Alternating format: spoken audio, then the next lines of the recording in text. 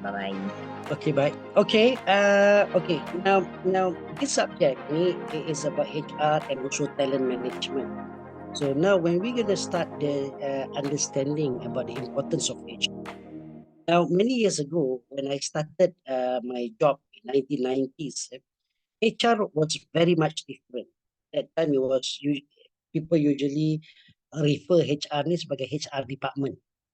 Lepas tu, they reinvented the name lah into becoming something like human capital development lah, talent management team lah, dan macam-macam. Dulu tak ada, dia nama HR je. Ataupun sumber manusia, department sumber manusia. Now, in the past, HR has been playing a role as, I would say, a secondary role in organization. Yeah? A lot of the jobs yang dia buat ni pretty much routine job, maknanya repetitive job. Contohnya kira gaji, cuti, disciplinary matters and things like that. They're not very strategic people. They are very operational in the sense that things are given to them and they process and then that's it. They bagi results. That's pretty much what HR used to be in the past. But then in the 1990s, they started to take a more important role lah. They transformed themselves and started to do a more important punya role, of which they reinvent themselves into something like they call strategic human resource management department, atau dia panggil then ataupun dia akan panggil talent management team dan sebagainya. And sometimes you also have organizations where the highest position dalam HR tu dia kategori C. Kategori C ni is a chief kategori lah. Kerana kalau nombor 1 is a CEO, then you have after that nombor 2 biasanya COO ke CFO ke, and then tiba-tiba sekarang ni ada chief human resource punya officer. So dia dah jadi satu kategori yang satu standard nombor 2 bawah C. Big organization. I've served in many GLCs, termasuk transportation like Prasarana, they also have a C category lah untuk HR. Which means that HR is playing very critical role dalam strategic direction. In this class, I want to show you, in this class sekarang ni, I want to show you the importance of HR in relation to the strategic direction of an organization.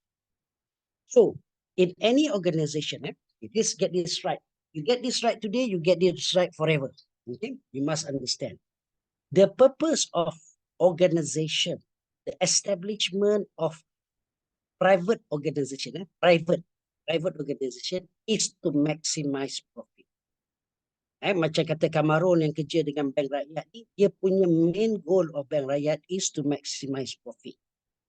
Okay, for those who studied accounting, they would know that ataupun siapa yang kerja dengan consulting firm dan sebagainya, bila your client say that, okay, please look into my strategic punya intervention in the future, strategic direction. So I want to make X number of profits and so on. So when we talk about profit, there are only two things that we refer to. Profit can be achieved, maximizing profit can be achieved through two means. First mean is actually to reduce cost. Maknanya you keep your cost to the minimum. Itu satu cara. Satu lagi cara, you increase your sales. Kalau bank rakyat, maknanya kalau dikata increase sales, maknanya get more clients, sell as much products as possible lah. Maknanya produk dia loan ke, credit card ke, whatever semua yang dia punya business tu, dia maximize kan. Itu saja definition of maximization of. Yeah? So I want you to get this correct. The purpose of private companies punya establishment is to maximize profit. The purpose of government punya organisation atau NGOs, dia bukan nak maximize profit. Dia maximize shared values. So bila ada government agency atau kementerian ataupun whatever GLC apa ni lah yang ditubuhkan bawah kerajaan, di mana dia are supposed to serve for the public.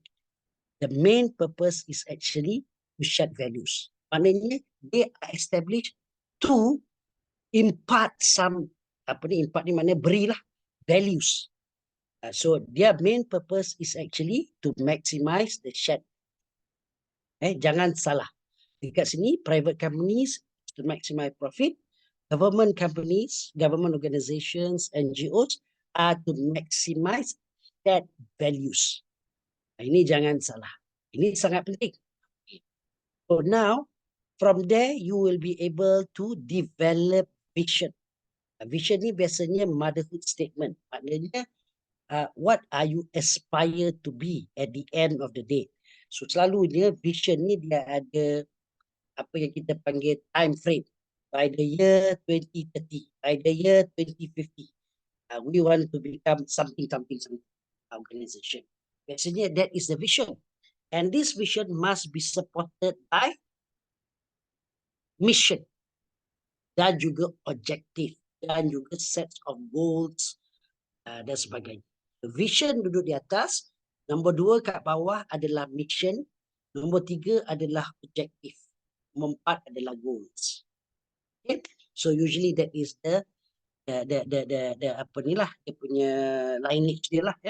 Okay, now then if you understand the importance of strategic management ataupun strategic planning, then you would understand that resources are scarce. Okay, how many of you studied economics? Ada tak siapa yang tak study economics lagi?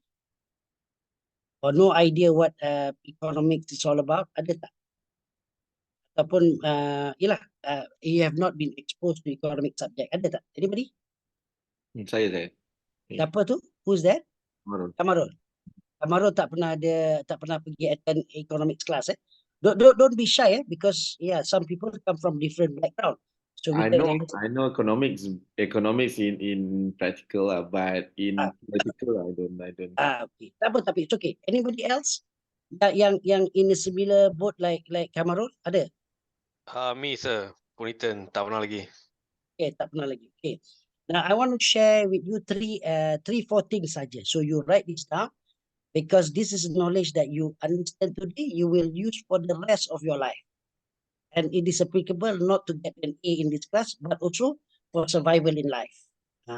Itu yang penting tu. Bila kita belajar, kita nak guna ilmu tu untuk forever. Bukan sebab nak dapat A. Okay? Now, in economics, ataupun for those who have studied perdagangan, masa form 1 dulu. Kan? First chapter, first paragraph, first line. Apa dia tulis? Usually, they will tell you, resources are scarce. Maknanya, resources are limited. Maknanya, agree. Sorry? Agree, setuju. That is the first sentence, first line, first paragraph. Resources are scarce. Meaning to say, apa tu scarce? Dia maknanya limited. Maknanya kalau orang tanya, tadi mungkin Izzah dia tanya macam mana doktor belajar gini. So I use my 24 hours for this sort of things. Munirah ada 24 jam dia guna macam ni. Kamarul ada 24 jam dia guna benda ni. Jadi maknanya bila dia buat benda ni, dia tak boleh buat benda lain. Dia maknanya you have to make a decision. Maknanya kalau you gaji you 10,000, kalau you beli benda ni, you tak boleh beli benda ni. Itu maknanya resources are scarce. Okay? This is the first thing you need to know. Dalam economics, that means apa sebenarnya setiap hari dalam you punya kerja atau decision that you made, actually unconsciously you already doing this. Actually everything has alternatives. Katakan you duduk sekarang ni pukul 10 suku lah dengan saya kan. It is at the expense of watching football ke, FA Cup ke, tidur ke, going out to the mamak stall ke, or some other things. It is always at the expense of something else. So when you do the comparison, then usually what you do is that you pick the better options. That for you, this option is more important than the other options. When you have a choice, you always have a choice. Kan you tak ada choice, you ada choice. Some of you may say that it's important for me to go and see my friend and Mama, and I value that more important than coming to the class, because I can always watch the video. For example, some of you may say, that is my decision. Some of you may say that no, at this point of time, regardless of what's happening around, the class is more important. Some of you may decide to do that. Like what the coordinator was saying just now, it's supposed to be more than 16 students kan yang kami di kelas kan. So maybe others they have other option dan sebagainya. Kita tak tahu. I do not know the exact number of students sebenarnya yang patut ada dalam kelas. But that is how we do. First sentence, first paragraph in economics is that process us. Second sentence, the second idea is that when resources are scarce, you are faced with opportunity cost. Opportunity cost ni, in simple term, means that foregoing the next best alternative. Dia mesti ada kena mengena dengan scarce resources. When there is a scarce resources, you need to make decision. So making decision means that one other things tu you tak dapat terima lah. You terima satu, you tak dapat terima yang lain. That is opportunity cost. Opportunity cost means foregoing the next best alternative. Okay, maknanya kalau you datang kelas hari ni, you tak dapat tengok bola, tak dapat pergi tengok jumpa mamak, tak dapat pergi jalan-jalan dan sebagainya. That's what it means. Okay, that is the second thing that you need. So sebenarnya you dah buat ni hari-hari, tapi you tak perasan. So I share with you, that is the thought process. So the third thing that you need to know is that there is a demand and supply. Demand tu tukang beri, tukang beli, supply tu tukang jual. That's where you get you get an equilibrium. Equilibrium tu maknanya bila demand and supply meets, they will meet at a particular junction. And junction tu dipanggil equilibrium. Macam kata you beli nasi lemak RM10 dekat Wanjo kan, dekat Wanjo RM10. Jadi maknanya demand tu ada, you nak beli dan dia nak jual. Kalau kata dia jual RM10, tak ada orang nak beli, maknanya overprice. So maknanya dia letak kat tu tapi tak ada orang nak beli. Orang nak beli RM4. Memang tak jumpa lah. Memang tak akan jumpa the equilibrium. Understand? Yeah? And the third thing that the fourth thing that you need to know, if you learn nothing at all in this course, or you learn nothing at all dalam apa benda ni, dalam program ni, and you graduated with a good CGPA, at least this one last thing you should not forget. Okay? Boleh? Are you ready to write it down? So I give you today, you keep it for the rest of your life. And anytime you want to make decision, now you know how to make decision. Okay? Okay. Kalau saya tanya, anybody knows about market structure? Ada tak siapa-siapa yang buat economics dalam course ni dulu? Dah habis dah? Ada? Ada tak siapa-siapa yang tadi siapa yang dah final year, final semester tadi? Siapa final semester tadi? Siapa? Anybody tadi final semester ada tak buat economics tak? Me, Iza, Fazila. Okay. Did you take economics subjects? I did during my diploma. Oh, dekat master ni tak ada eh? Maybe ada sikit tapi I tak ingat. So market structure, is it something like oligopoly, monopoly? Yes. Market structure ni ialah, okay, write this down for those who especially mungkin Kamarul ke ataupun Dita ni tak tahu. So after this you will know and you will do this, you will remember doing this exercise for the rest of your life. In fact, after this pun you boleh buat. You akan pakai. So market structure dia ada 4. Okay? Satu yang paling senang kita nak ingat is monopoly. I'm sure many of you guys have played or girls have played Monopoly before kan, the board game. So the whole idea of that game is to become the only player that survive. That means you are the monopoly. Satu orang daripada 6 orang yang bermain, 5 akan kalah, you become the only person. And before 5 orang kalah tu, you will see at the end before they kalah, you will see how suffering they are. Because how you dominate the market as such that other people tu tunggu time saja untuk bankrupt lah kan. Itu monopoly. Okay, tadi Munira bagi tahu oligopoly. Oligopoly is the next imperfect market. Maknanya dalam oligopoly pula there are a few players, mungkin 3, mungkin 4 of a similar size. Okay, of a similar size offering similar, Bukan identical, similar. Can also be identical, but most of the time similar products.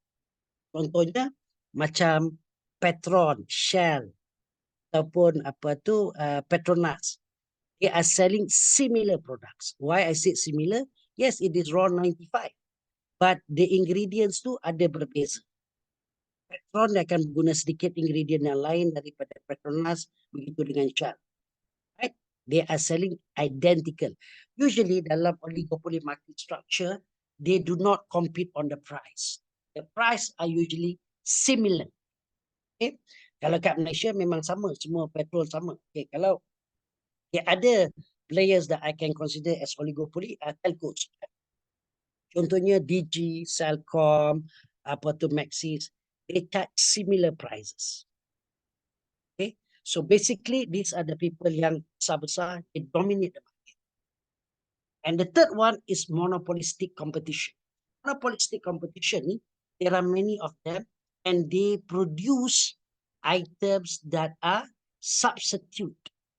Ataupun substitute lah. Maknanya kalau you nak makan pagi, kalau you pergi kedai roti canai, ramai sangat orang, you pun tak nak makan roti canai, you makan nasi lemak. So these are substitute. Kan? Ataupun you pergi Kentucky Fried Chicken, before orang boycott ni, Kentucky Fried Chicken ada kan semua orang pergi. Lepas tu kalau you tengok ramai sangat orang pergi Kentucky Fried Chicken, never mind lah, I pergi McDonald.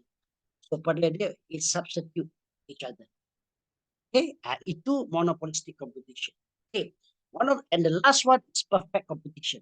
A perfect competition does not exist in real life because the word perfect itself means that terlampau perfect. So tak ada. So perfect means the market is so perfect. So kita guna benda tu sebagai teori untuk menunjukkan how distant are the other trees against being perfect. So the most imperfect market is monopoly.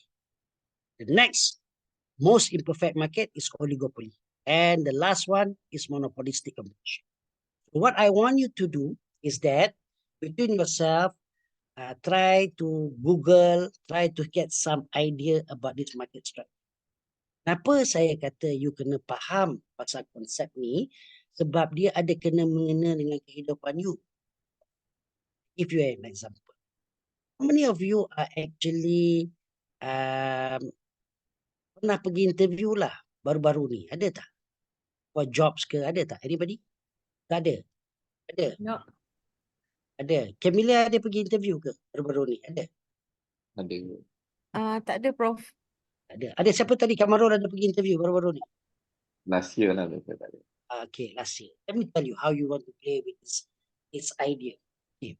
Now, when you go for an interview, biasanya katakanlah you pergi for an interview where all the candidates are in the same room waiting for the time, right? Waiting to be called for the interview. Katakanlah ada 5 candidates. How are you going to know whether you stand a chance to get a job or not? How? Using this market structure argument lah. You tak kenal lagi 4 orang tu. So what you do is that you have a small chit chat dengan diorang lah. Dia tanya. Katakanlah Kamarul sekarang apa tadi? VP Assistant VP. VP. VP lah. So kalau dalam structure VP ni dengan director dia sama level ke? Tak sama ke macam mana ke? Saya punya position tu CITO -1 lah. Okay, dia -1 lah. Okay. So katakanlah CTO lah. You pergi interview for CTO position. So dalam dia punya dia punya kriteria dia akan bagi tahu lah, kata nak jadi CTO ni at least 20 years of working experience in IT industry, have a vast knowledge on network lah, semua lah sebagainya kan. Okay. Everybody yang datang interview tu memang tahu benda. Tetapi sometimes some people are called for the interview not because they stand a chance. Sometimes they are called for the interview just to make up the number. Actually just to make it look as if there is a competition. Tapi macam Kamarul dia tak tahu siapakah yang sebenarnya dia ni datang as part of being the people who are going to be evaluated fairly, ataupun sebenarnya he is just one of those make up the numbers to look as if the whole process was done with true and fair punya assessment lah. Betul Sure. So what I will tell you, I share with you my own experience. A couple of years ago, I went for an interview as a registrar. Kalau you tahu dekat universiti, registrar ni kalau kat universiti awam is position nombor 2. Terlepas VC. Kalau universiti tu lagi besar, mana pangkat you lagi tinggi lah. Now, registrar ni kalau dekat private university, public university, dia ni bos besar. Dia ni jaga HR, semua tu bawah dia. Kalau kenderaan universiti semua bawah dia. Technically orang nak minta cuti pun daripada office dia lah. Dia control semua profesor tu. Nak tunjuk betapa terror dia. Kalau you graduate pun, dia punya signature pun ada kat situ. Selepas VC punya signature. Nak tunjuk betapa terror dia lah. When I went for the interview, there were 8 candidates. Because I already have this some idea. So the first thing, we were all called for the interview and we were asked to come at the same time. Kita kena menunggu dekat waiting room lah. And that was the second round for the interview, maknanya final round. When I went for the first round interview, of course, I did not meet anybody. Dia nak tengok whether you layak ke tidak saja. After the first interview, they said that they were very impressed with me and so on. They kata, I can tell you, you are invited for the second interview. The second interview, when I came, so there were 8 of us waiting in the room. I do this trick about market structure. I wanted to know if I actually stands a genuine chance to get a job. So I would think myself as a heavyweight candidate for the position. This is what I think before I meet everybody. That's why I wanted to see who is my real competitor. All other 7 people are real competitors to me, or maybe they are just the people who make up the numbers. Now, it's a little bit funny because out of 8 people, termasuk myself, there were 2 of them who did something different in the room because they came in with some, dia bawa dia punya laptop and they were working on the presentation slides. So I was wondering, who are these people? Do they have some inside information, or is this the way that they are going to impress the panels, for example? So saya pun tanyalah dia. Ya, berkenalan, apa kerja you? So dia kata, saya ni assistant registrar dari UPM. Yang seorang lagi assistant registrar daripada UM. So I know these 2 people must be serious candidate. Then I tanya satu orang lagi. And this lady was saying, I'm a housewife. That housewife can be shot. This cannot be right. Lepas tu saya tanya seorang lagi. Dia kata, I'm a owner of a small college. Dan saya kata, takkan small college boleh pergi registrar. You tahu tak, universiti ni ada dekat 25,000 orang. Surely you would not have any idea of how to do this. And so on. So technically, saya rasa kalau termasuk saya ada 3 orang aja sebenarnya nak kira. Tapi saya tanya-tanya kat diri saya, am I a serious candidate or am I not a serious candidate? Then after some time, I realized I'm not a serious candidate. They probably put me in because of apa saya punya background and then ni lah. Jadi sebenarnya the competition was actually between these 2 people. Okay, so this is actually an oligopoly market structure. 2 orang saja yang bertanding. So eventually, the first one went in for about 45 minutes. The second one went in for about 45 minutes. The third one went in for about 10 minutes. I was the 4th one. So when I went in, I straight away knew the game. So dia pun tanya, okay, Dr. Amir, kita semua kenal. So if you were going to be elected as the new registrar, what would you do? So I told them, I would definitely change the whole structure. I knew I would not going to get the job, so I might as well play the game. Kan? So I told them I would change how we do things. For example, on how a promotion is done. Currently, promotions are done based on you punya publication on. So when we talk about publication, usually the students are the one doing the job, not the lecturer. The lecturer ni dia pakai nama saja. So the students get an A, but we have to pay high pension kepada the lecturer. So I think this is very unfair punya system. Student tu dapat A, kerja teruk pun dapat A, bukan tentu lagi dia dapat kerja yang baik. Tetapi kita terpaksa sponsor lecturer kita sampai mati dia punya jadi pension. So I think it's a very unfair system. Of course, everybody didn't like my answer. So I said, so what would you do? I said. So I said, like what we do in England, the first writer has got to be the lecturer, bukan the first writer has got to be the students. Kalau kita tengok dekat negara-negara yang tak ramai orang jadi profesor, you know, so their inclination is something else. So obviously my answer was not pleased to their ears lah. But I thought that it was a way of me being being very objective about what I wanted to do. And eventually after 20 minutes, they say, okay, thank you very much, Dr. Amir. We'll let you know if we are interested in you lah. Of course, they are not interested because I already know semasa dekat waiting room tadi, sebenarnya the competition is just between the two. So my guess was correct because actually, traditionally, if you are assistant registrar atau registrar nombor 2 dekat university, so when your boss retires, you will actually get that position. Tapi they had to make it open because they didn't want, because some top people in the organization didn't want that person to be. But dia nak bawa orang lain daripada Universiti Melaya, for example. That's how that was the story lah. So what I'm trying to tell you is that with the thought process of market structure ni, sebenarnya you can make a lot of decisions. And this is how you can bargain. Now, why I introduce you to this idea is because I'm just sharing with you how important strategic planning is. And now I want to correlate that, ataupun I want to connect that to it. Now, you heard the first statement in economics, resources are scarce. Second, opportunity cost. Bila you talk about resources, the most important resources, kalau you tanya budak Form 1 pun, dia akan kata manusia. Human being is the most important resources because human being ni dia tak boleh replaceable. They're unique and cannot be replaced. Which means that HR plays a very important role dalam mobilizing resources to achieve strategic planning. That's why human being are very important. That's why HR plays a very big role in supporting the agenda of the organization by mobilizing resources in the most effective way. Itu yang dimaksudkan macam mana kita connect HR dan juga strategic plan. Okay? Ada soalan tak? Siapa-siapa nak tanya at this point of time? Ada? Okay. Kamarul okay. Ada yang lain? Rosita ke?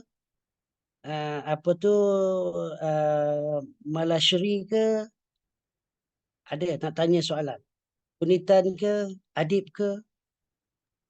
Is it clear? Okay je, Prof. Okay. That's why the position... Okay, boleh ya Adib eh? Okay, that's why the position of HR ni sangat penting sekarang ni. Dia sangat penting because they sit together with the strategic planner.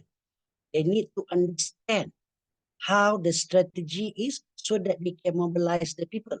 They should also be part of the decision maker dalam strategic planning tu. Kalau tidak, strategic planning ni short sendiri je. You don't have any idea about the resources that you have, whether you can achieve those objective dan sebagainya. Tak ada. Kan? Okay, how many of you are into football? I give very simple example lah, because nanti semua orang boleh correlate. Ada tak orang yang dalam kelas ni yang tak tahu pasal football ataupun tak minat langsung pasal football, therefore have no knowledge? Ataupun if I football would be a simple example for you to understand. Boleh? Camelia boleh faham pasal football?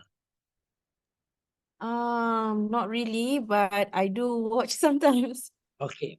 Right. Boleh I try to make this simple. Now, you know, today football is a very big industry. So people are making money from football today, like dengan television rights, sponsorship dan sebagainya. So if you look at many of these football teams, they sack and hire managers ni memang perkara biasa lah. Kan, because if you do not perform, they sack. Kalau dulu manager lama-lama duduk, sekarang tak ada lama. 2 tahun kalau tak bagus, dia terus bang saja. And they get it.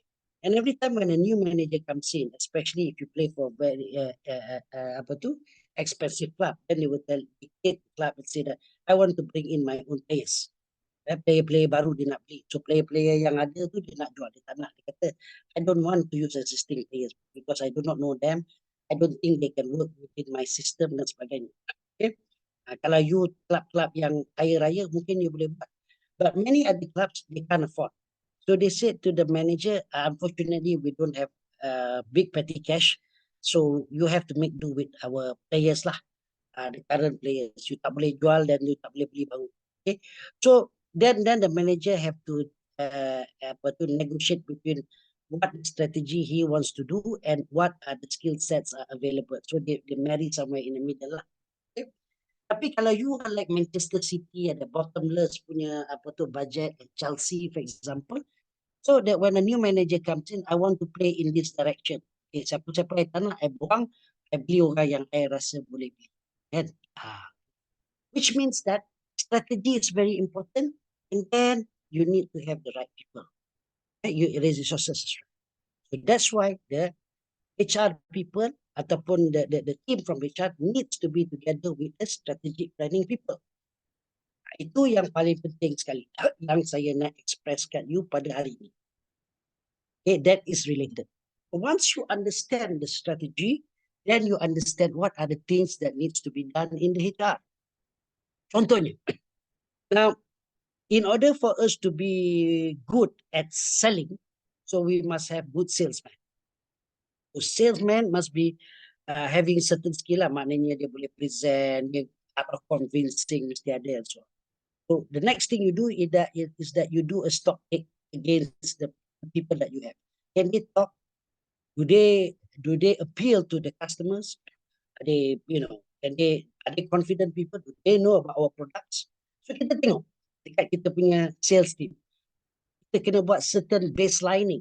We call it baselining because kalau dalam accounting kita audit apa yang kita ada. So kita tengok, oh actually these people lah, dia orang ni pun tak tahu dah produk sebenarnya. Bila kita acah-acah sikit, dia pun I'm not too sure. Have you met sales people at the end of the day you actually teaching them? Pernah tak you jumpa sales people yang you tanya saja soalan dia tak berapa tahu? Kan? Ada tak Kamarul? Kadang-kadang you pergi bank, kadang-kadang you pergi jumpa orang kat kaunter tu, kita tanya dekat dia, dia pun tak berapa faham apa yang dia jual. Ada tak? Ada. Ada kan? Kadang-kadang contohnya especially kadang-kadang orang jual insurans, dia punya skrip tu dah tailor made tau. Lepas tu they assume everybody don't not know how to calculate finance kan. Tapi tiba-tiba terjumpa orang finance. Dia berkata, abang letak RM100 bulan abang contribute. Lepas tu kita punya return 15% gitu gini kan. Lepas tu abang tahu tak, lepas 30 tahun abang boleh jadi millionaire. Kalau abang tak pakai insurans, abang terus boleh jadi millionaire. You pun seronok lah kan. Tapi kalau dapat orang macam saya yang belajar finance, saya pun kata, bank mana boleh bagi sampai 15%? Bank rakyat mungkin lah. Tapi bank-bank lain tak bagi sampai banyak tu. Okay. Lepas tu, you tahu ke ASB pun bagi dekat 5% je. Kau bank apa yang kau buka ni kan? Insurans apa yang kau buka sampai 15% ni kan? Lepas tu, yang itu, okay lah, best scenario. You kata 30 tahun, saya pun belajar ekonomi. As you know, every 10 years we have this economic cycle, turn down dan sebagainya. If you consider sometimes the interest rate is going to be like this, dia pun dah goyang. Kan? Alamak, Sarah cari klien ni. Kan? Lepas tu kita kata, selalunya bila kita cerita dengan orang-orang yang investor ni, kita bukan tunjuk best scenario. Kita tunjuk worst scenario. Sebab kita nak tengok, this is the tips, the least that they could make, bukan the most. Kalau you cerita best scenario, tak payahlah tunjuk 15%, tunjuklah 30%, 40%. Lagi nombor dia lagi besar. Jadi sebenarnya you punya presentation tu you pun tak faham. Sebab you punya suruh tunjuk 15, you tunjuk 15. Tapi kalau kita main dengan 3-4%, you dah goyang. Banyak kali saya tengok. So, sama juga kalau kita tanya-tanya sikit pasal ASB loan ke dan sebagainya, kadang-kadang mereka tak berapa faham. Okay? So, what I'm trying to say here is that when you are in HR, you need to know the baselining. Maknanya, how competent are your people? And then, bila you buat strategy planning, you are deciding where you want to go. That means the end state. Katakanlah bank rakyat, I want to be number one bank dalam Malaysia. Yeah. How do you define as number one bank? katakanlah the most profitable local bank is katakan Maybank atau CIMB Bank katakan. So we define what is the turnover that they make per year. Lepas tu you compare lah. So turnover kita katakanlah banyak ni je lah. Turnover the best player in the market banyak ni. So kita define we want to achieve that. So dah ada satu assessment. Kan tadi kita cakap assessment, evaluation and synthesis. Dah ada assessment. So kita tahu kita kat sini kita nak jadi macam ni. So dan nak jadi macam ni tu gap. The difference is a gap. So that gap needs to be filled. Okay. Another thing that I want to share with you without giving you too much lah, ialah saya nak bagi tahu in any assessment yang you buat, kita kena consider 3 benda. 3 benda saja. Anybody went to a padu punya presentation 3 days ago? Ada tak siapa-siapa pergi padu punya presentation yang dekat? Tak, ada. Ada. Yang lain ada pergi. Yang tadi kerja dengan kerajaan tu semua ada pergi tak? Siapa-siapa? Ada. Apa mungkin Munira sebab dia kerja kat consulting firm, dia mungkin familiar dengan sistem lah. Selalunya bila kita buat assessment dan sebagainya, kita tengok 3 benda saja. People, process and technology. Okay, senang saja nak ingat PPT. PowerPoint slide tu, PPT. So anything you do, you always look into PPT, people, process and technology. So people ni sebenarnya represent individual, leadership, anything to do with human being.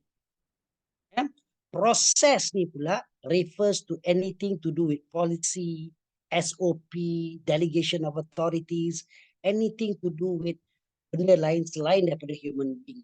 Inilah manusia. Itu proses. And technology refers to system. So any assessment yang you buat, mesti tengok dalam PPT saja. Yang ni cut across. Bukan subjek ni saja, semua subjek dia tengok benda.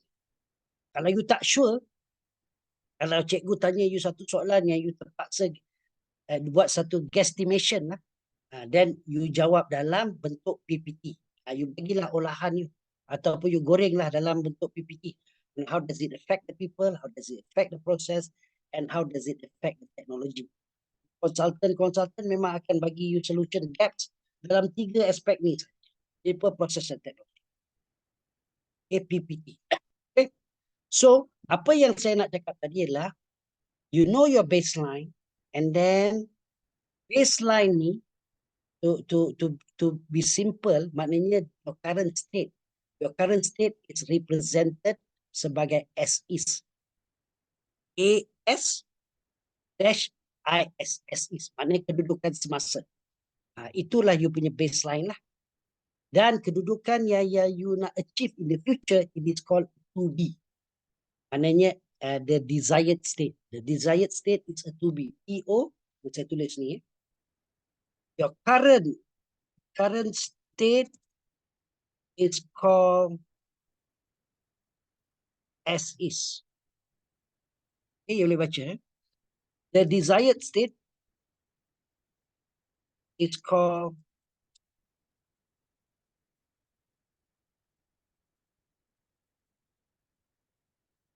to be. Okay. Right. So you are this much and this is called as is. And then you want to be bigger. It is called a to be. Okay. Now the difference, I letak dalam chat ni, the difference between to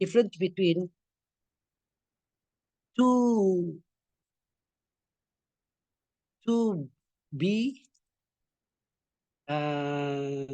versus as is called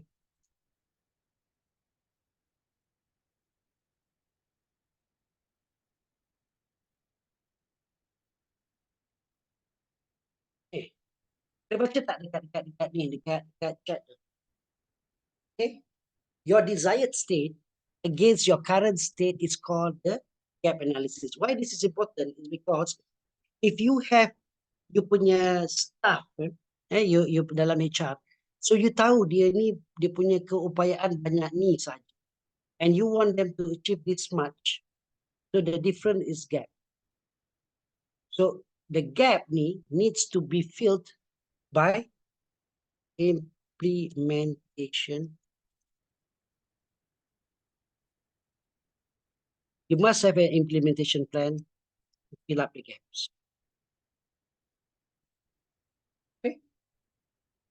Ini implementation plan ni termasuklah bagi training, send them for mentorship, send them for awareness session dan sebagainya. Macam-macam lah.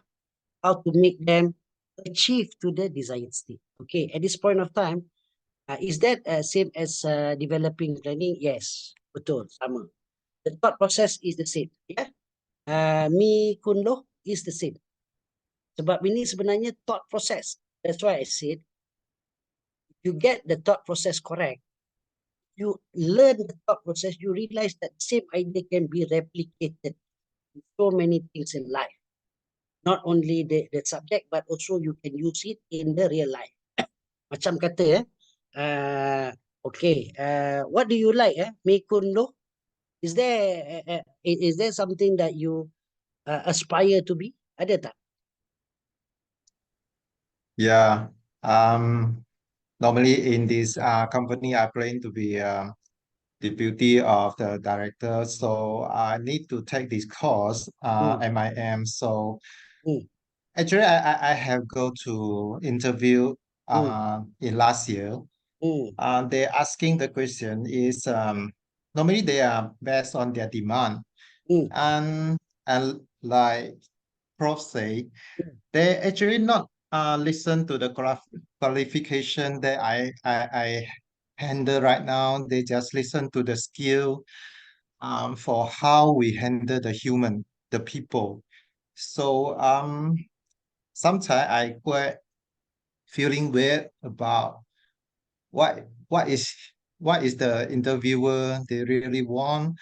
So this is good here because I listen to the demand of the market, so we can like say the desired stage that we should to be, what should be the market desire, what we should to be, isn't it? Yes, correct. So this is actually the to be lah. Macam kata you nak jadi deputy VP ke, apa kan, something that deputy director ke dan sebagainya. That is actually the desired state. So they have a certain criteria to achieve that. So the fact that you are at your current position now, against that the position you want to be, there is a gap. So maybe what you say is that they want somebody with a qualification, master's qualification. That's one of the requirements. Okay, that is actually one way of fulfilling the gap. So next, maybe they say that we need somebody with X number of years, katakan. So maybe you already meet the requirement. So that is next, kata. Lepas tu dia kata, okay.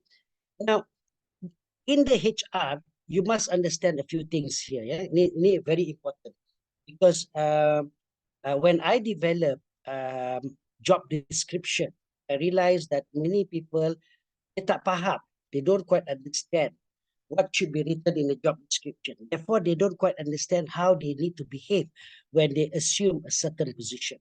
Okay? Now, macam Kamaru kata tadi, ya. Kamaru kata tadi, I'm an IT person. Suddenly, now I have to become more of a management person. There is a reason for that. Yeah? Itu masa saya kerja dekat Islamic Development Bank, dekat Jeddah, Islamic Development Bank ni dia macam World Bank. They follow a certain standards yang apa ni about positioning and so on. So biasanya positioning ni dia ada dua. Satu dia namakan managerial position, satu dia panggil professional. Professional ni maknanya technical people lah. You could be an economist tapi technical side. You bukan managerial. Managerial means that you need to manage people.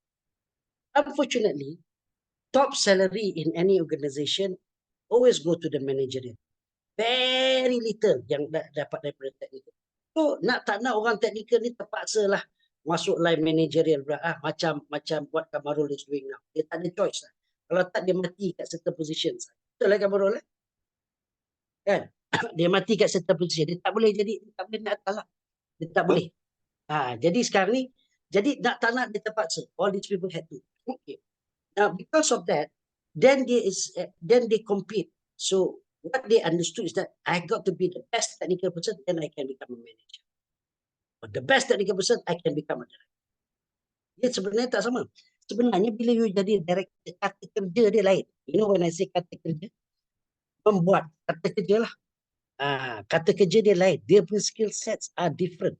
It doesn't mean that you are the best technical person and therefore when you compete against your friend, you turn out to the best, therefore you can become a director. Tidak. Director ni is directing. Dia kata kerja is directing. So, bila dalam you tengok job description, director ni, dia adalah directing, envisioning. Lepas tu dia macam mana dia keep the team together dan sebagainya. Inspiring. These are kata kerja sebagai director. Manager, dia tak ada benda ni semua. Dia bukan inspiring. Manager dia managing. Maknanya dia managing tiap-tiap orang. Maknanya day to day. Looking into dia punya team dan sebagainya. Managing. So bila executive pula, they are developing. Executing. Itu kata kerja dia. Dia tak boleh kata managing. I'm the executive, I'm managing the I'm managing the system. Tak boleh. Itu bukan kerja dia. Dia punya kata kerja tu tak betul. That's why I've been in many organizations. The people who become directors are the people who have been there for a long time, 20 years, 30 years, dia jadi director. Tapi dia tak ada skill set as a director. Technically, dia lah juga jadi dua. Dua ni sebenarnya eksekutif. In the end, some organization saya bekerja yang dulu tu, dia rupa dia macam cendawan. Ini cendawan, mushroom. Director ada dalam 3-4 orang. Lepas tu senior manager pun ramai. Eksekutif dia 1 orang. Tak apa.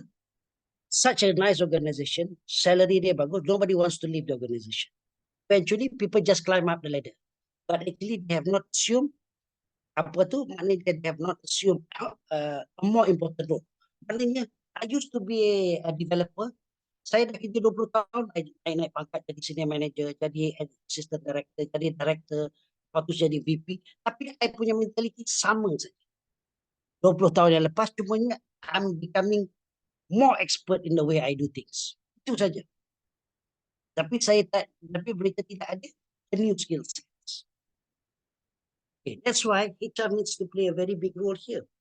Once kalau you kerja dekat Petronas, I used to work in Petronas for many years ago. Masa saya kerja kat Petronas, masa tu they have a requirement. If you are coming from outside, you cannot come in at a higher level than a manager. For many reasons. Even if you are a director outside, so if you want to join Petronas at that time, you have to join as a manager. Of course, you wouldn't take the job kan. Tapi manager dekat Petronas gaji dia tinggi. Masa zaman saya, more than 15 years ago, gaji dekat 12-13 ribu as a manager. So they pay a lot of money. So some people who don't care about whatever their position outside, they still join. Anjing gaji tinggi. Pun ada juga. Tapi manager maknanya kata kerja dia managing. Dia bukan directing. Maknanya you're still a doer. Cuma you ada a group of people that you need to manage. Okay. Now, these managers, okay, dekat Petronas, why they do like that? Because the philosophy is like this. We want our people to have the Petronas punya culture. So if you're coming in as a director dari luar and then you become director, you may bring different cultures. So dia tak nak. So bila you dekat manager, senang you dia nak manage you so that you have many years before you become boss. By that time, you already acquire the Petronas culture. So they do not want to disrupt the culture that they believe is a very successful culture. Okay, faham? Jadi apa yang saya kata tadi ialah the position you want to be in the future is called to be. The position you are now is called as is. The difference between these two positions are called gap analysis. And how you want to fulfill the gap analysis, you kena ada implementation. Okay. Any questions that you like to ask at this point of time? Ada tak soalan nak tanya?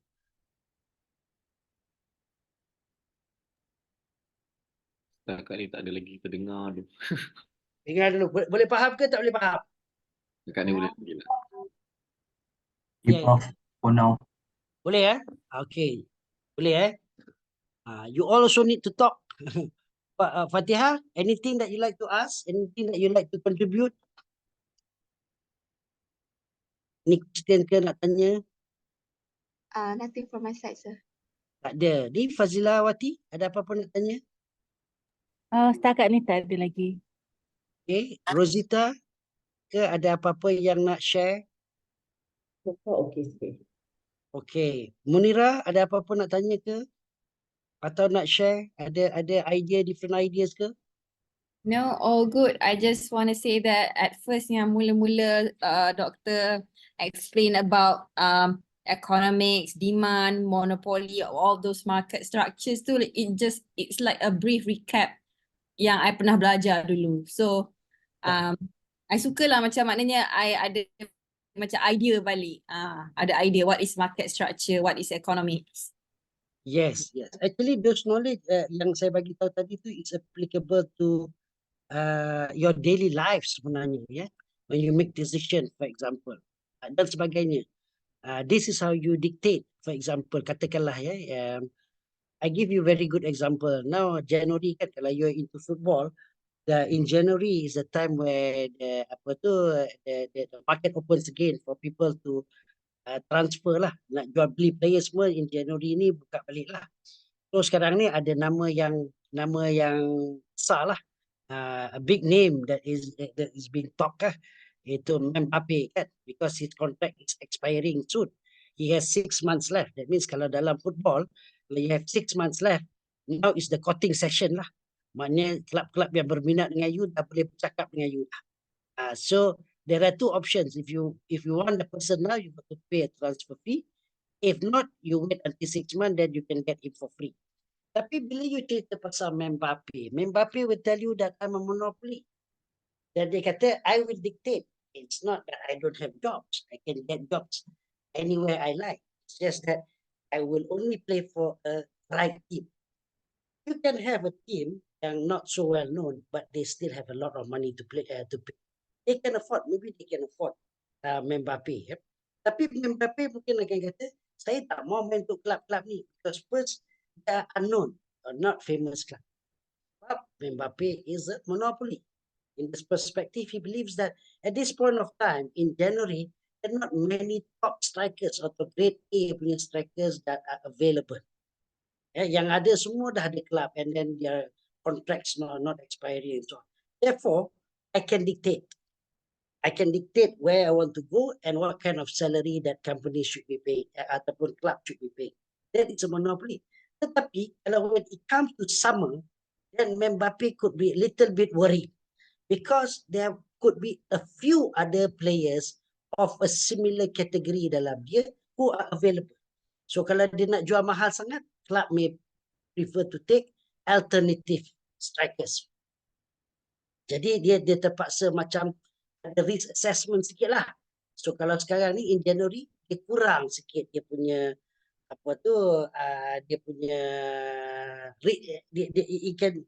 can be a little bit gung-ho lah, sebab dia rasa dia tak ada kompetitor sekarang. In summer, when they open the market again, itu dah jadi lain. Kebanyakan orang pun akan jadi akan jadi lebih ada banyak choices lah. In January usually the price is different than in summer. Okay. All right. Any questions that you like to ask? If you don't understand, please ask. Yeah. I'm a very flexible person in the sense that I like to have a lot of discussion. I'm not necessarily correct all the time. Sometimes I also make mistakes. So I also learn from other people, from the students. So it's okay. If you disagree with me, maybe you have better ideas and so on. That is also okay. Shazana, ada apa-apa nak tanya, Shazana?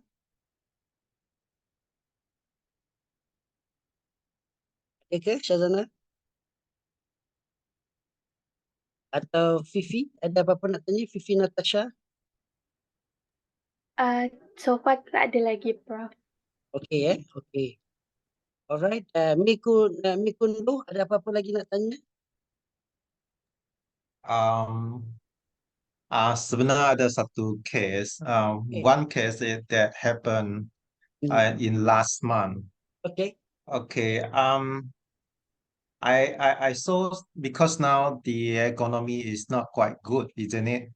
So for the talent management, telemanagement department, they are retrained people.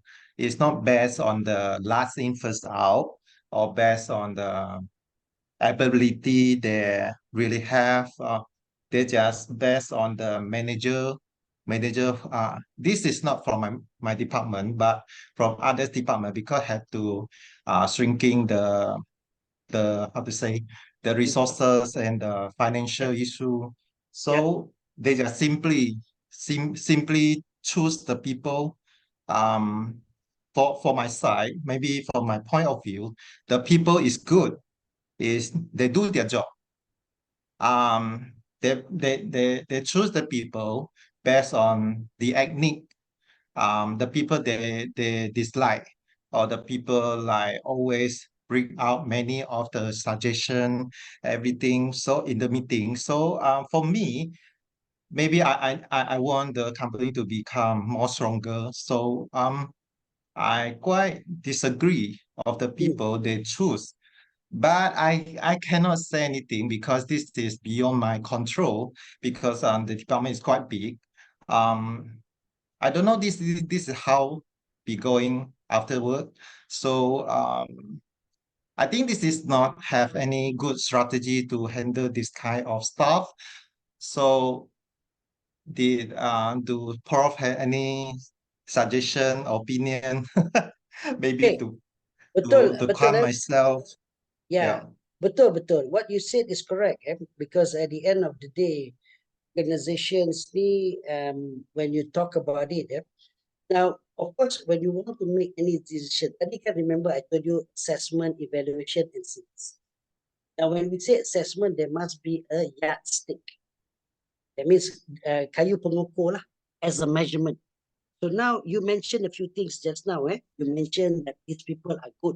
I assuming that when you say they're good, they're performer, that means when you talk about meeting a KPI, they met the KPIs lah. Assume that is how that it's being measured. Okay. Now when it comes to retaining who, and suddenly you say that some people may not be the right people and so on. So it looks like there is a subjective evaluation. Yeah. Now, when we try to do any assessment, the more subjective it is, the more bias or prejudice you become. Okay, now let me ask you a question. So you have seen gymnastic ataupun diving punya competition, correct? Right? Dekat Olympic ada kan? Ini bukan macam bola sepak. Bola sepak dia ada goal. Ini tak ada. Yang ini is very the art of performing that, and then we give a marks. For example, gymnastic ataupun diving dan sebagainya lah, ataupun silat orang, all this martial art where you are not fighting but you are performing. Macam wushu ke apa ke, dia bukan fighting tau, dia more on the arts. Okay. Now, everybody knows that this can be very subjective. What they do is that they give you a rubric. Okay, you kena tengok ni, you kena tengok ni. In the end, they always throw away the people yang bagi paling tinggi markah dan paling rendah. So they take everybody else in the middle. If you look at the score, usually the score is almost similar among the judges. Reason is because they have a rubric. Sama lah juga macam saya nak evaluate you nanti. There is a rubric. Dia bukan kata, oh sebab saya suka Fatihah, saya bagi dia markah tinggi. Bukan sebab dia punya assignment bagus, tak ada. Tapi sebab saya suka dia. Saya tak suka kata orang ni, saya bagi dia markah rendah. No. That's why I said, the more subjective the evaluation, the more prejudice you become. So, we are trying to make the assignment ataupun exercise to be very objective. When there is an objective, that means there is a set of measurement or instrument that is consistent. That means the instrument that you use is valid for you to do some kind of evaluation. So maknanya, kalau kita kata kita nak tahu berapa panjang laptop ni, there is a ruler. The ruler is consistent. Dia bukan kata ruler ni 1 inci kadang-kadang boleh jadi panjang ni, 1 inci boleh jadi pendek ni. Tak ada.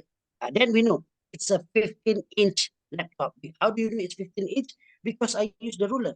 And the ruler yang I guna tu is a standard ruler that is certified, for example. Yeah. So how do we know that your course is good or your course is not good? Macam mana kita tahu bila you ada degree dapat master nanti, master you ni bagus ke tak boleh bagus? Sebab dia ada a certain requirement that is set by MQA. So MQA is using this measurement to tell you that your qualification is recognized because we test the instrument against the curriculum you pakai, how you assess the students and how you do all these sort of things, and that can be measured using this set of betul lah assessment yang kita guna pakai. That's why they are not subjective. But what actually happened in real life, like what you mentioned, of course, I do not know the detail. Maybe the people up there, they have some other variables that they are considering. For example, even though you might be very good, but that job is no longer needed, for example. So they had no choice but ask you to go. Okay. Recently, I also have gone through a similar exercise. Okay. Now, if you work in the government, there are jobs which we are called when the jobs created by the government, it is always under warrant. So there is a warrant, and then only that job is available. But sometimes with the number of people who works in the organization based on a warrant, we still find there are many jobs needs to be done. So what we can do is that we create contractual positions. Ataupun another one is called the My Step. My step ni usually is you come in any time of the year, you will finish by the 31st of December. What happened last year, we had about 15 people. So most of these people think that because they have worked for us, and then by the 31st, their contract, the contract expires, and then when they apply again the following year, which is this year, they will automatically got a job. Especially those who know me personally, then they will think that I'm very close to the CEO. Surely I will get the job, right? But little that they know, I have no say in their appointment or selection. That means I like to keep myself impartial. Meaning to say that I told the team, since none of them reports to me, therefore I should not take any of them. They are reporting to other bosses. So let the other bosses do the shortlisting, and then selection are done by them. So obviously, when they called for an interview last Thursday, about 5 of the staff were shocked, but because they were not called for the interview, so they were stunned, and they thought that we have performed very well. We are very close to the CEO. The CEO asked us to do this. CEO parade us here and there, and so on. How come we are not called? Does it mean the CEO didn't like us? So. But the truth is, I have no say. So I had to call them and I said, I'm so sorry. I know that you would not call me because you might feel shy. Maybe you think that I don't think you are tough. But the truth is that I never do the selection. Selections are done by other bosses not based on your past performance, but based on what we need in the future. Obviously, these skill sets are not the skill sets that they decide to have in 2024. That's why they didn't. I told them like that. So they were surprised, but I said, it's okay. Maybe what I can do is that I can take your CV and start calling some of my friends, maybe with some of the good things that I can recommend that you can get. That's all I can do. I cannot use my position to get you a job in this. So I'm so sorry about that because none of you are reporting to me, and I cannot create position just because I wanted to help you. Tak boleh. So it's like that. Maksudnya begitu. So I try to be objective. That's why I said macam macam you punya loh. I'm not sure why, but the more subjective the evaluation is, the more prejudice your selection process lah. Itu biasanya akan menimbulkan banyak masalah lah, because indeed. The assessment, the ruler that you use is inconsistent. Sometimes the ruler is like this, sometimes the ruler is like that. Itu akan menyebabkan ramai orang rasa kurang senang. So then dia rasa anything also can happen to me. Kan, betul kan? Betul tak? Yeah. Ya. Yeah, thanks, me. Itulah, I mean, in real life, sometimes politics pun come into play, sometimes interference from board members also come into play. So these are all things which are not very objective lah. Okay, anybody else have other questions? I hope that answers lo punya apa tu curiosity. Puritan, any questions that you like to ask? I assume after this you're gonna be a big boss there. Tak ada. Oh, just think. Okay, okay. All right. Now I hope that whatever I know that I have some slides, but the slides, as I mentioned, I will share later. And some of the slides too can represent the talking point for today's presentation. That's why I said what is more important is actually what we discuss in the class. And it is important that you people participate, meaning contribute. Now, don't be shy because you are learning. So when you learn, there's nothing stupid. That means that you give an idea, don't think I don't want to give an idea because it sounds so stupid lah if I give the idea. I don't want to embarrass myself. Actually, this is like a playground. So you can afford to make mistakes. Kalau you pergi kat tempat kerja, you make mistake, then you might be prejudicially evaluated. Because, oh, dia ni rupanya tak berapa bijak lah. Kan? Tapi di dalam kelas ni, it's not like that. You actually pay to be here. Sebenarnya tidak ada orang yang maknanya paksa you datang sini. That means you pay for the service. When you pay for the service, then you must feel happy about it. If you're not happy about it, you should take your money and go and enjoy it somewhere else where you feel that it is more meaningful. Kenapa datang kelas kalau ia akan menyusahkan you? Kan? It's like when you pay for the class, it is at the expense of you going for holiday sebenarnya. Ataupun you buying a new car ataupun whatever lah. Kan? Macam saya kata tadi lah, opportunity cost. So you must understand the decision that you make and then make full advantage of that position. Okay? Ada apa-apa nak tanya? Okay ke? Okay, boleh. Boleh. Boleh Okay, sekejap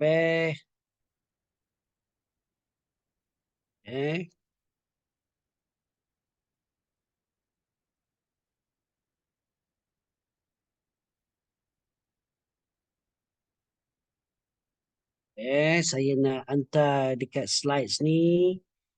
Okay, I hope everybody has already joined. So let me send you the slides so that you can baca slide ni at your own convenience. Let me share the slides. Okay. All right. So it's in your you punya in the WhatsApp group. I've already shared the things. Okay. Can we take a 10 minutes break? Boleh tak? We come back, say about we come back about say 15 minutes lah. We come back about okay. We come back about 11:25. Is it okay? Boleh. Okay, so we Okay, can boleh. Okay. a toilet Boleh. break, and then after that we can wrap up a little bit, and then kita boleh habis lah for the day. So I see you at 11:25 lah. Okay. Alright.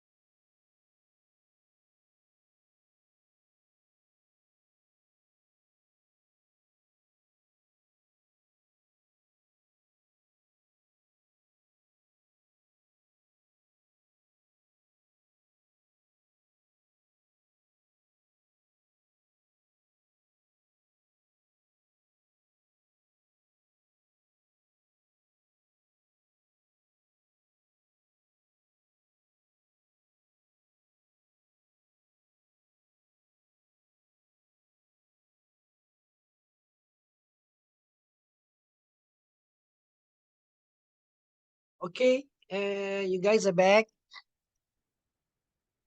Belly Benson dah sampai dah? Destinasi dah?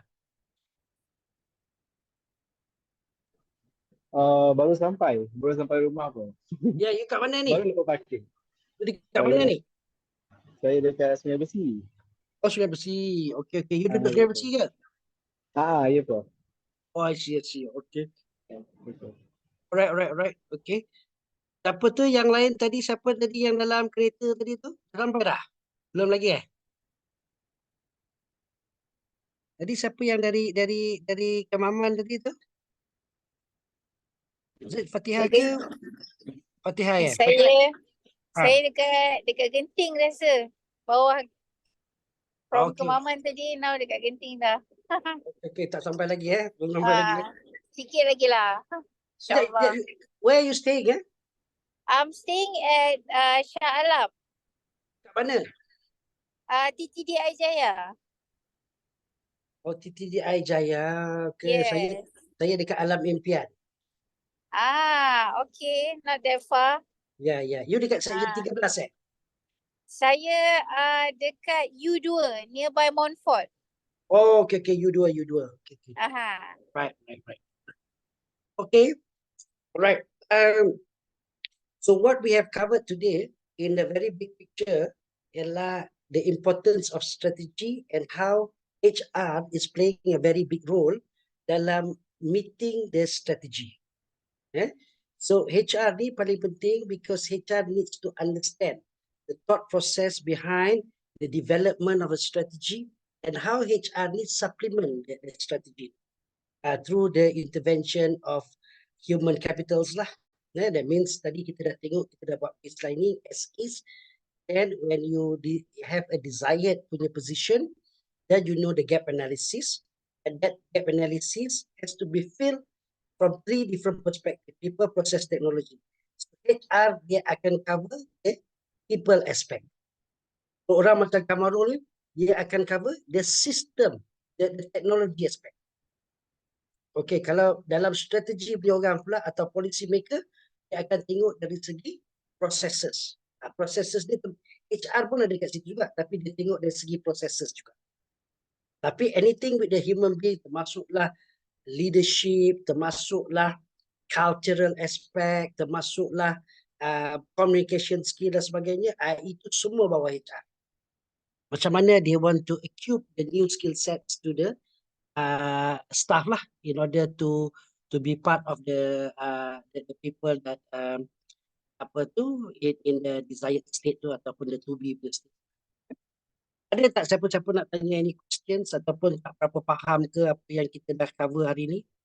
I can also expect some people, I tak nak jadi macam overwhelming sangat because I know that some of the things that I mentioned ni could be alien to some people. Mungkin dia tak pernah dengar because of their background, ataupun mungkin samar-samar because the idea is there but they never heard of the terms dan sebagainya. So please stop me at any point of time when it is not clear to you, ataupun you tak apa-apa faham, because I know sometimes the points that I try to communicate to you all ni, dia sebenarnya cut across different discipline. Because sebenarnya bila kita dah belajar macam-macam ni, sebenarnya we are looking at the same thing from different angles. Then it makes sense why things are done in such a way. Itu yang saya nak bagi tahu lah. Bila saya belajar financial, saya belajar accounting, saya belajar education dan sebagainya, they are all looking at the same thing, but from a different angle. Then it makes better sense when decisions are made lah. That's how I always look at things lah. Ada tak anybody like to ask any question? Ataupun yang tak sure, ataupun something related to apa yang kita dah belajar, tapi kita tak cover benda tu. Ada? Munira nak tanya apa-apa? No, all good so far. Okay. Siapa nak tanya any questions at all? Again, I'm telling everybody, jangan tanya bila you punya midterm, jangan tanya. Nanti soalan-soalan ni akan keluar. Jangan tanya. I will create your midterm when I think you are ready. Nanti, and I also don't want you to spend so much time doing your midterm. Ya, dia sepatutnya bukan macam tu. Semua jawapan tu more or less is covered in the class lah. Right? So everybody should be in the same position to be able to answer lah. People should not feel handicapped. Ya, ataupun they are being prejudiced, not being able to answer well. Ya, saya lebih suka bila satu kelas ni graduate, dia graduate dengan almost similar punya grades lah. Rather than we have the very best in the class and the poorest in the class lah. Okay. So a few things yang you also need to understand when we cover about HR ataupun talent management. So now when we talk about talent, we are referring to people yang sebenarnya ada potentials. That's why we call talents. Now some people may ask this question. When you say potential, what does it mean? Okay. Now obviously, potential means that you have the capabilities to reach to a certain stage. Okay. Now, not everybody can reach up to a certain stage. There are some people who have some limitations. Ataupun they are actually good at something, but they are not good at some other thing.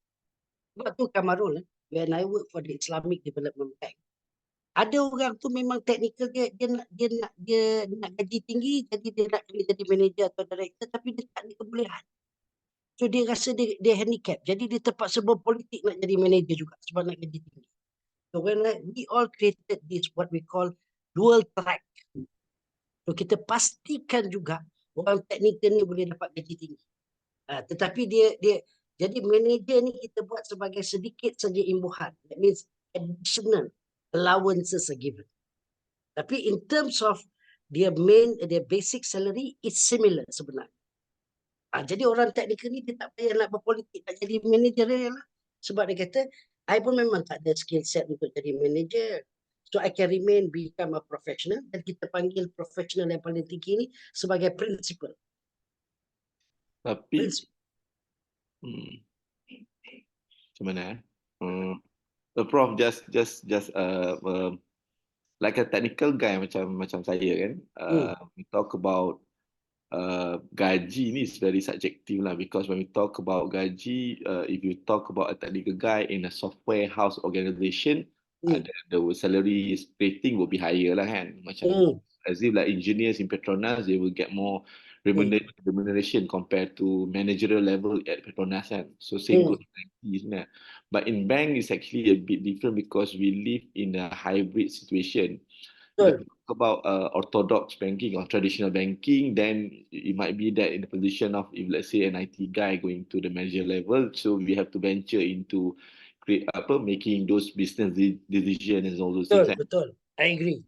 But now when we talk about banks towards digital transformation, that is actually where I think human capital process is not up to, I would say, adhering to the market demands, because now the technology guy is learning what business are doing it, because that's why kita ada company called TechFin, technology into finance, and finance into technology and all those things. So betul. The salary is actually is no longer depending on how say technical skill, because some people are very technical. I would say like my team members, they are very technical. There are several technical people yang understood well, no. When it comes to managerial position ni, macam for me myself, I look into how do I persuade these stakeholders and the business stakeholder to understand that technology can do wonders, but which is the most, I would say, giving me the best productivity output, but less OPEX, less operation cost. So that's correct. Where the IT managerial come in, to support the business weekend, because dia macam kalau kita talk about gaji ni, nak kena ada dua, I would say, streamline tu is a bit difficult unless we go by skill set. Like the technical guy, okay, if you doing technical job until here, because why? It's unfair to say that technical ni dia berdekat tu, because of the finance people are also a technical in their sense, kan? Betul. That is my view lah. Betul. Your view is correct. Dia macam, katakan macam saya, sebab saya bekerja kat Islamic Development Bank. dia terpaksa take into a lot of consideration because dia ni set up yang sama macam World Bank. So di dalam organisation ni kita ada multinationals dalam tu. Dia ada COLA dan sebagainya. Jadi dia punya harmonization tu terpaksa lain. Berbanding dengan katakan local contents. Katakan dalam bank kat Malaysia ni banyaknya orang from the similar backgrounds. Daripada macam CIMB ke Maybank ke ataupun bank Islam ataupun bank rakyat dan sebagainya. Therefore they cannot adopt that strategy yang seperti dekat Islamic Development Bank. Dengan politicsnya, dengan itu semua, dan setengah orang tu memang dia technical, dia tak boleh bercakap, dia tak boleh nak buat gini, jadi dia rasa it's so unfair to them, padahal dia rasa dia punya value tu dahsyat, macam-macam certification dia ada. Jadi kita terpaksa buat satu harmonization, mana mereka akan rasa gaji mereka tidaklah jauh daripada manager tu sedikit saja imbuhan, but they have to make their realization. But what you say is correct, because if macam saya dulu, my first master was in IT. So many people masa tu tak faham, in 1990s orang tak faham. Dia kata IT, dia ingat orang computer science. Ini sebenarnya jauh sangat berbeza. Computer science is highly technical, whereas IT tu less technical, walaupun you belajarlah sedikit programming. So when I was trying to do my third master, which was in software engineering, dekat UTM, now dekat UTM ni, dia punya software engineering ni susah, but it was a very good school, whereby the minimum requirement is actually a bachelor degree in computer science. Can you imagine? I had to go to the university and persuaded the dean. So dia kata budak IT memang tak boleh survive, dia kata kat sini. Dan kita punya demand is very high. Our graduates ni usually will work for Motorola masa tu. So they are all very technical people and so on. You kena tahulah Fibonacci punya calculations, macam-macam lah. All these sort of things whereby orang IT memang tak ada kebolehan. So I told them masa tu nak buat master dalam tahun 2001, dia lebih kurang sekitar 16,000. So mahal tu sebenarnya. So I told them, what have you got to lose? I said, it's my own money. Kan, my own money, so saya nak belajar juga teknik. But I had to struggle. Every day I had to come back from UiTM because my classmate duduk kat UiTM Shah Alam, saya duduk kat Lembah Keramat. Every day I got to go to Shah Alam to learn with my classmate. Memang susah lah. Dan saya faham bila diorang berjaya, all of them are technical. They are not managerial langsung. But they get good pay with Motorola lah. Kan, masa tu Motorola ni is a dream company to work for lah masa tu kan. Tapi ya betul. Sekarang ni tak boleh. Kita nak kena tahu decision making dan sebagainya. Sebenarnya, kalau you belajar Salsiah bagaimana business school untuk postgraduate MBA ni ditubuhkan, sebenarnya they are not meant for business people. They are meant for technical people. Sebabnya orang technical ni dia tak ada yang macam you cakap tadi, dia tak ada sense of business making ni, dia tak ada. Tapi dia nak kena jadi bos. Sebab itulah dia pergi MBA dan sebagainya. Actually they are meant for technical people, bukan untuk business graduate. Tetapi today it becomes fashionable. People who are from whatever background, whether business or non-business, they still want to do MBA. Sebenarnya asalnya dia bukan begitu. Kalau you tengok in certain countries, especially macam Germany ke dan sebagainya, the bosses are technical people. Kalau pharmaceutical, dia punya boss tu, CEO dia memang pharmaceutical. Tapi dia ada managerial punya knowledge lah. Dia kalau American companies, very simple. Usually they are lawyers or accountants yang jadi CEO dia. Sebab dia kerja nak suruh orang ataupun itu. Itu dia punya cultures are different. Kalau Malaysia mungkin a combination lah. Technical dan itulah. Kadang-kadang political pun boleh masuk ke pun. Tapi in Germany usually engineering company, CEO dia memang engineer. Kan dia punya, tapi dia ada business punya mindset. Itu dia punya take lah. But I would not say this is right, this is wrong, tak adalah. Kan, because dunia ni berubah macam-macam, very dynamic. Everybody wants to study, it's up to them. I mean, kita bagi kebebasan lah. It's only for it. Tapi dulu masa saya belajar dekat Cambridge dulu, untuk orang yang nak buat master ni, dia ada satu master dipanggil Master in Finance. Dia ada 2 kategori. Untuk engineering kena ambil Master in Finance yang susah. Sebab dia kata budak engineering ni dia ada advantage dalam kira-kira. Jadi dia terpaksa ambil modul yang susah. Compared to business student, kalau dia ambil master in finance, dia boleh ambil yang so called, dia tak kata susah senang, dia kata yang ni tidak boleh kepada budak-budak engineering, dia kata macam tu. Tapi kita tahu lah yang engineering tu highly calculative lah dia punya courses tu compared to the business student. Dia ada dia punya subjek dalam bidang. But it's okay, betul apa you cakap tu memang correct lah. Masa kita buat tu dulu, why we had this problem was because before we established that, everybody was fighting to become manager. But when become manager atau director, they don't have the skill set. Dia buat benda yang sama. Dia memang technical person lah. Dia tak, bila kita tanya dia pasal buat report semua, dia tak tahu. Decision making pun tak tahu. Kan?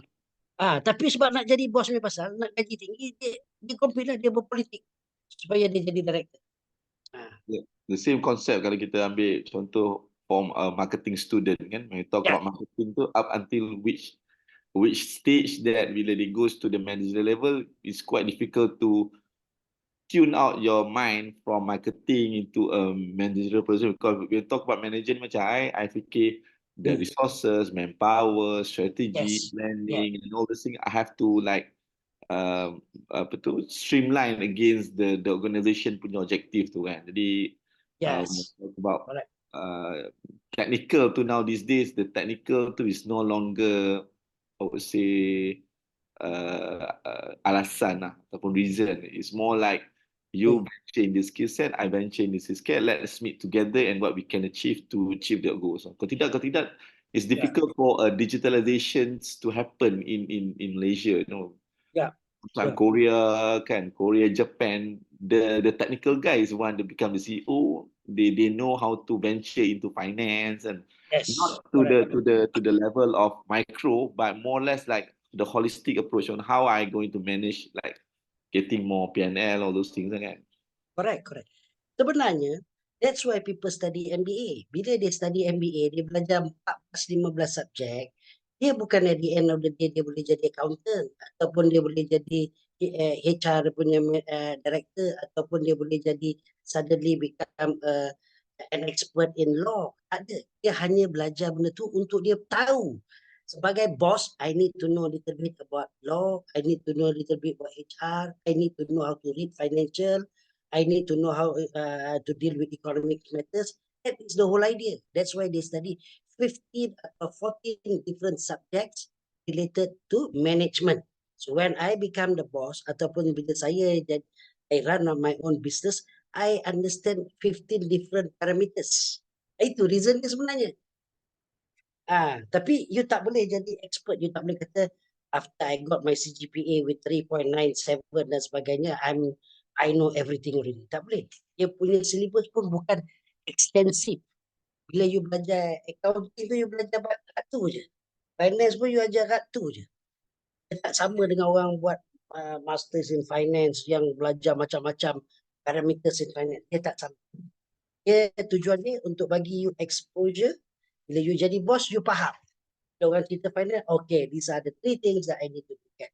Financial ratios dia must be above profitability, liquidity, and debt ratio. Itu penting. Tak boleh cemerlang lah.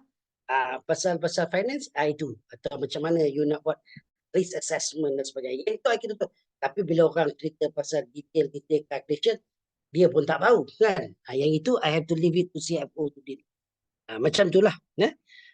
Itu of course, that's why people now are doing MBAs, taking all this management punya courses to equip themselves to lah macam tadi Loh cakap kan, in order for him to become a deputy director, dia pun kena acquire certain management punya understanding lah.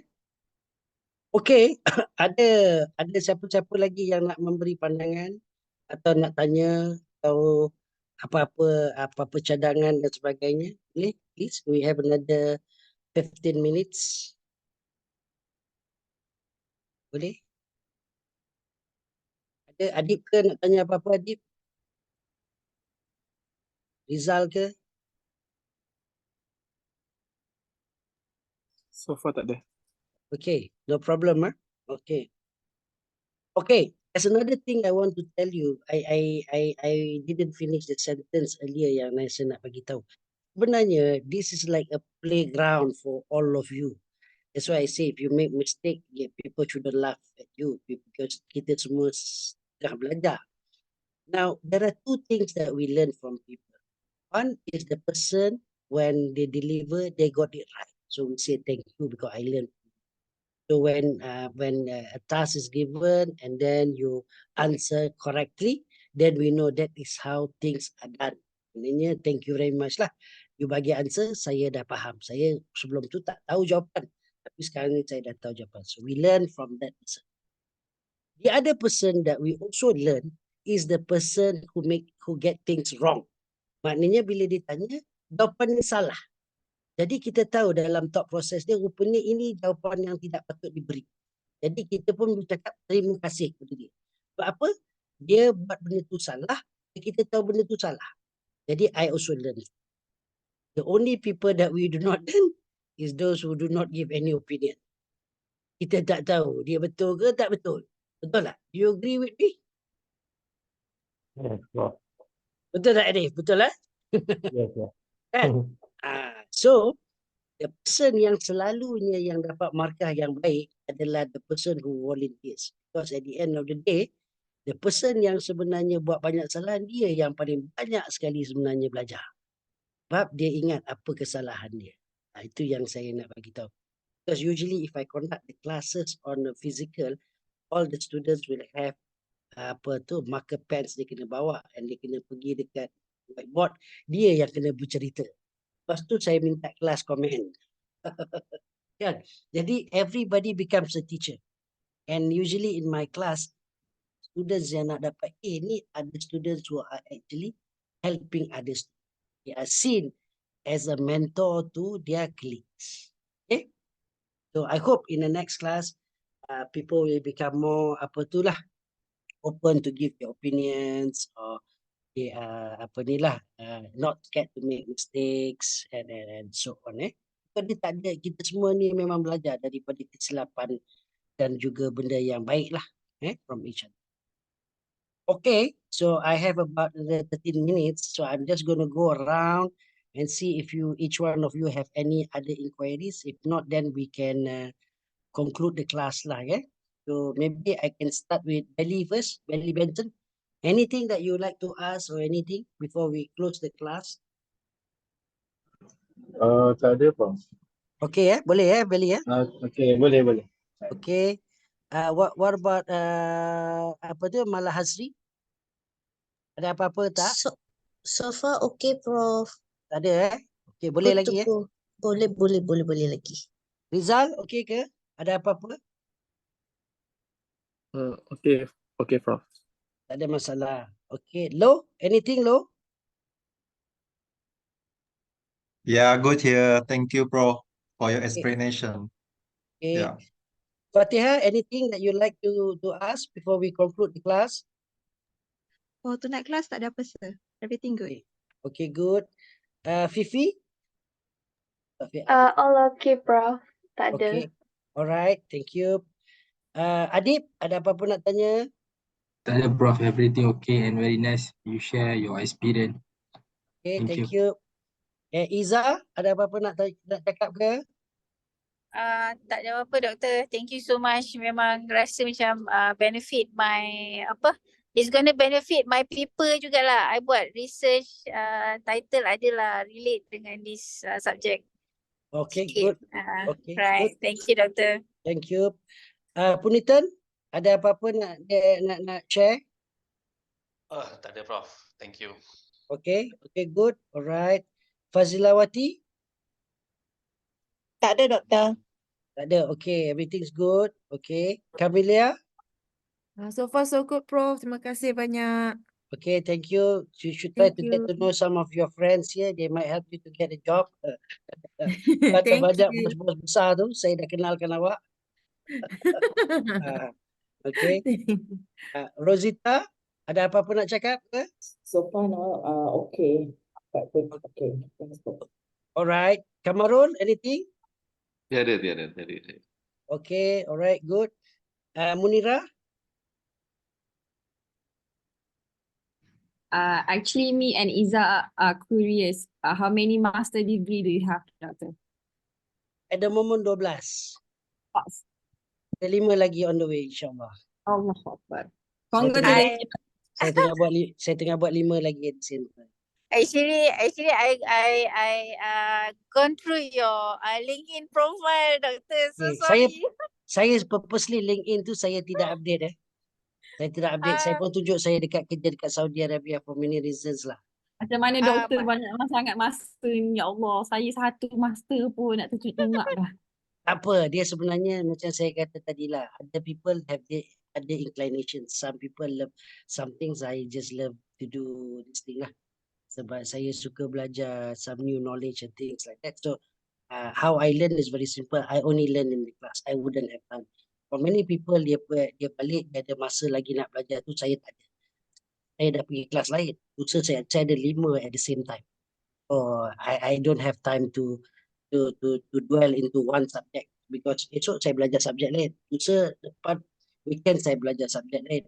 So saya tak ada masa. I have to study in the class. So I must have I must have the right betul lah learning untuk benefit. Tak in kepala lah susah. And that's why I said I don't usually spend so much time doing an assignment. Kalau assignment tu due besok, hari ni baru saya buat. Kadang-kadang saya buat hari yang sama. Contohnya yang perlu saya siapkan besok, saya akan buat hari yang sama. Belum release, belum start. 4,000 perkataan yang kena buat. So saya nak buat selepas bekerja besok lah. So itu sajalah. Memang I have not actually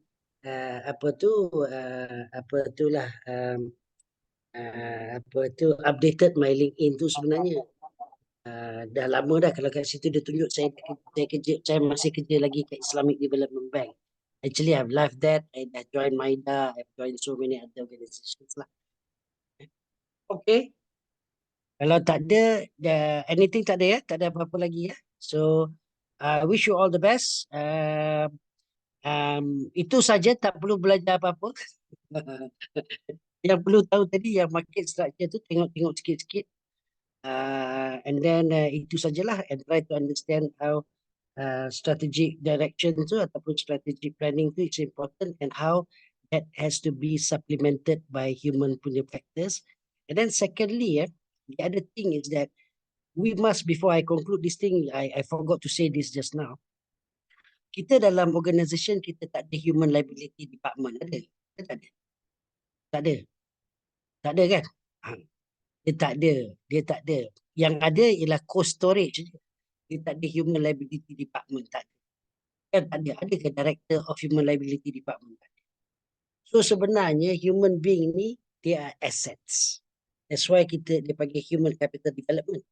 That is the aspect. Kalau dari segi accounting, capital is assets. So human being ni is assets. So they need to be nurtured. Some people learn faster than others. Some people acquire skill faster than others. So the whole idea is that when you become a big boss, you belajar, so you jadi orang yang lebih bertamadun. Macam mana you want to deal with people. Macam Lo cakap tadi tu lah. Macam mana we want to deal with people. This subject is supposed to become an eye-opener for you. When you become a boss, how do you deal with HR members? Of course, the worst scenario is that you have to go through separation. Separation ni is a term that we use in HR. That means separation ni ialah maknanya orang tu terkeluar dari sistem lah. Itu dinamakan separation. Dalam government pun kita guna separation. Separation means you are going out from the system. That means after a lot of consideration, then the organization believe the best is for you to leave. Dan adalah mekanisme ni.